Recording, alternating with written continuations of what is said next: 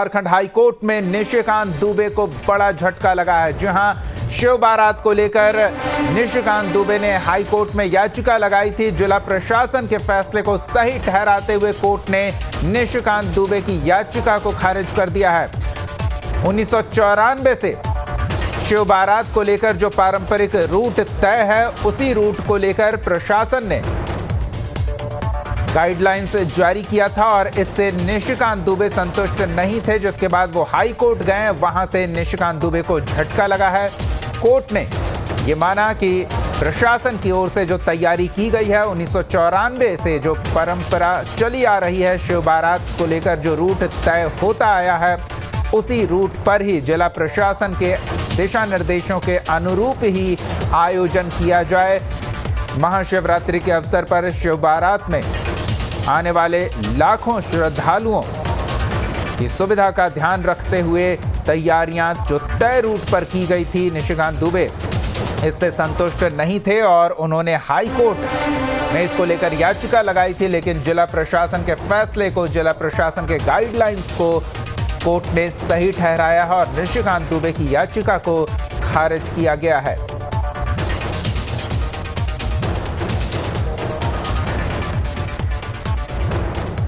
आपको बता दें, लगातार इस बारे में ताज़ा जानकारी हम आपको दे रहे हैं। हाईकोर्ट में सुनवाई के बाद महाधिवक्ता ने बताया कि पहले से रूट जो चला आ रहा है 1994 से पारंपरिक तरीके से, उसी को जिला प्रशासन ने फॉलो किया। दूसरे रास्ते से अगर शिव बारात निकलती है तो वहां विधि व्यवस्था का मामला बनता है। कोर्ट ने दोनों पक्षों को सुना। कोर्ट ने माना कि जिला प्रशासन को यह तय करने का अधिकार है। कोर्ट ने कहा कि जिला प्रशासन के पूर्व निर्धारित रूट से ही शिव बारात निकलेगी। निशिकांत दुबे की याचिका को निष्पादित करते हुए पीआईएल को इंटरफेयर करने से कोर्ट ने इनकार किया और खारिज कर दिया। यानी कि प्रशासनिक गाइडलाइंस का ही पालन किया जाएगा। कोर्ट का इसमें कोई हस्तक्षेप नहीं होगा और इसी के साथ निशिकांत दुबे की याचिका को खारिज किया गया। निशिकांत दुबे चाह रहे थे कि इस महाशिवरात्रि पर शिव बारात को लेकर जो तैयारियां की जाती है, उसे और भव्य और विस्तारित किया जाए, लेकिन जिला प्रशासन की ओर से अनुमति नहीं मिली। और जब निशिकांत दुबे कोर्ट की शरण में पहुंचे तो विधि व्यवस्था से जुड़ी चुनौतियों की बात कोर्ट के समक्ष प्रशासन की ओर से रखी गई, सरकार की ओर से रखा गया और फिर कोर्ट ने भी प्रशासनिक फैसले को सही पाया।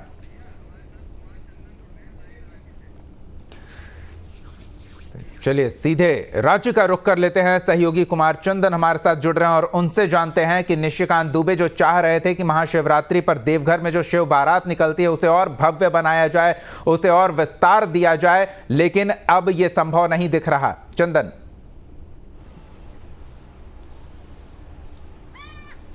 देखिए, बिल्कुल ये मामला हाईकोर्ट तक पहुंचा था और हाईकोर्ट में आज सुनवाई हुई है। सुनवाई के बाद कह सकते हैं कि निशिकांत दुबे जी की जो याचिका थी उसको निष्पादित करते हुए कहा जा सकता है, सरल भाषा में कहें तो वो खारिज हो गया और कोर्ट ने कहा कि जिला प्रशासन ने जो रूट तय किया है और ये रूट जिला प्रशासन इसका हवाला भी दिया। जिला प्रशासन की तरफ से उनके अधिवक्ता ने कोर्ट में हवाला दिया कि ये लगभग 1993-94 से ही इसी रूट से शिव बारात का आयोजन होता आ रहा है और इसीलिए लॉ एंड ऑर्डर को ध्यान में रखते हुए जिला प्रशासन ने इस तरह के मामले उठाए थे और जो 144 लगाया था वो उसी रूट को लेकर लगाया था। तो जो निशिकांत दुबे की जो याचिका थी, वो याचिका पूरी तरह से फिलहाल खारिज हो चुकी है और अब इस मामले में कहा जा सकता है कि जो पुराना पहले से जो जिस रास्ते से ये शिव बारात का आयोजन होता आ रहा था उसी रूट से होगा, क्योंकि जिला प्रशासन की तरफ से लॉ एंड ऑर्डर का हवाला दिया गया था। ये भी तर्क था कि महाशिवरात्रि के मौके पर बड़ी संख्या में देवघर में शिव भक्त पहुंचते हैं, बाबा भोले का जलाभिषेक करने के लिए उस दिन भी पहुंचते हैं। तो ऐसे में पूरे देवघर की विधि व्यवस्था बहाल रहे, लॉ एंड ऑर्डर बहाल रहे और इसलिए जो पुराना रूट है उसी रूट से शिव बारात निकाला जाए। हालांकि जो स्थानीय सांसद से लेकर इसके जो आयोजक थे वो चाहते थे कि दूसरे रूट से भव्य तरीके से इसका आयोजन हो, लेकिन मामला हाईकोर्ट से भी कहें तो ये खारिज हो गया, या फिर कहें कि जो सांसद निशिकांत दुबे से जुड़ी हुई जो याचिका थी, जो चाहते थे भव्य तरीके से आयोजन करना, उस रूट को कोर्ट की भी मुहर नहीं लगी उस रूट पे। और जिला प्रशासन ने जो रूट तय किया था विधि व्यवस्था का हवाला देते हुए, उसी रूट पे कोर्ट की मुहर लगी। यानी कि जो जिला प्रशासन ने जिन रास्ते को तय किया है, अब उसी रास्तों से होते हुए शिव बारात का आयोजन होगा। और लगभग 1994 से उसी तरीके से, उसी रास्ते से शिव बारात का आयोजन होता आ रहा है। और उसी पक्ष और तर्क दलील के आधार पे जो याचिका है निशिकांत दुबे की, उनको खारिज कर दिया गया, या फिर कहें निष्पादित कर दिया गया है। बिल्कुल चंदन, अभी हाल ही में पलामू में जो कुछ हुआ है उसको लेकर प्रशासनिक अमला भी अतिरिक्त मुस्तैदी बरत रहा होगा। ऐसे में जानना चाहेंगे देवघर में किस तरह के तैयारियों को लेकर प्रशासन ने व्यवस्था कर रखी है। लाखों की संख्या में श्रद्धालु पहुंचते हैं तो उनके लिए क्या गाइडलाइंस होगा, और गाइडलाइंस की जानकारी उन्हें हो इसके लिए क्या व्यवस्था की गई है?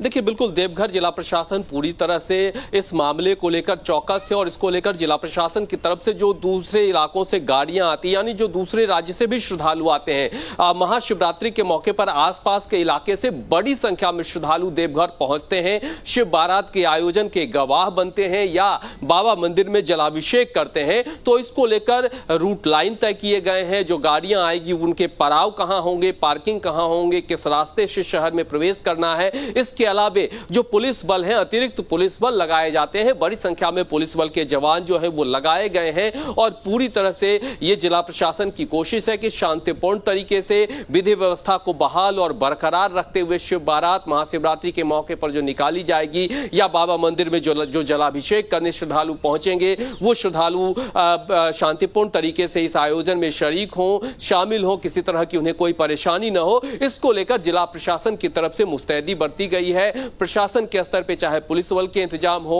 जी, या फिर एसडीआरएफ की टीम, एनडीआरएफ की टीम, तमाम चीजों को लेकर जिला प्रशासन की तरफ से अपनी तैयारी पूरी है। चलिए, अच्छी बात है। शिव भक्तों को किसी तरह की कोई समस्या ना हो और आयोजन शांतिपूर्वक संपन्न हो, इसकी कोशिश है प्रशासन की ओर से, और ये कोशिश कामयाब भी होनी चाहिए। आम लोगों का सहयोग भी प्रशासनिक दिशा निर्देश के पालन में मिलना चाहिए।